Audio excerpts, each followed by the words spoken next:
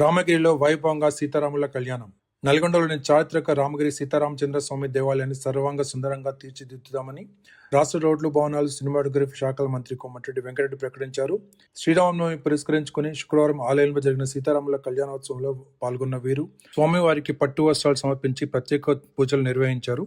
ఈ సందర్భంగా మంత్రి మాట్లాడుతూ వచ్చే ఏడాది నవమి నాటికి భక్తులకు మరిన్ని మెరుగైన సౌకర్యాలు కల్పిస్తామని, ఆలయ అభివృద్ధికి ప్రత్యేక ప్రణాళిక సిద్ధం చేసినట్టు వెల్లడించారు. ముఖ్యంగా వైకుంఠ ద్వారదర్శనం, ఉత్తర ద్వారదర్శనం వంటి వసతుల కోసం అవసరమైన స్థల సేకరణ ప్రక్రియ తుది దశకు చేరుకుందని, నెల రోజుల్లో రిజిస్ట్రేషన్ పూర్తి చేసి పనులు ప్రారంభిస్తామని స్పష్టం చేశారు. ఆలయ భూములకు ఎలాంటి నష్టం కలగకుండా జాతీయ రహదారిని బైపాస్ ద్వారా మళ్లించినట్టు ఆయన పేర్కొన్నారు. నగర మేయర్ బొర్రి చైతన్య శ్రీనివాసరెడ్డి మాట్లాడుతూ మంత్రి సహకారంతో రామగిరి ఆలయాన్ని ఆధ్యాత్మికంగా మరింత అభివృద్ధి చేస్తామని అన్నారు. ఈ కార్యక్రమంలో అదనపు కలెక్టర్ అశోక్ రెడ్డి, జిల్లా పరిషత్ సీఈఓ ప్రేమ్కరణ్ రెడ్డి సహా పలువురు ప్రజాప్రతినిధులు, అధికారులు మరియు పెద్ద సంఖ్యలో భక్తులు పాల్గొన్నారు.